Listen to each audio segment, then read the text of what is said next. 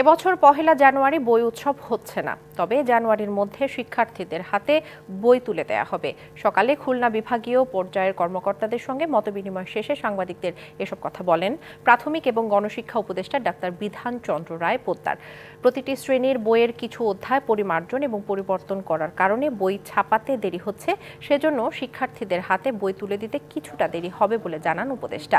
আগামী 5 বছরের মধ্যে পর্যায়ক্রমে সকল প্রাথমিক বিদ্যালয়ে মিড ডে মিল চালু করা হবে, যা আগামী বছরই প্রকল্প আকারে চালু হচ্ছে। এ সময় তিনি প্রাথমিক বিদ্যালয়ের অবকাঠামো সহ বিভিন্ন জায়গায় গুণগত পরিবর্তনের কথা জানান উপদেষ্টা ডাক্তার বিধান চন্দ্র রায় পোদ্দার।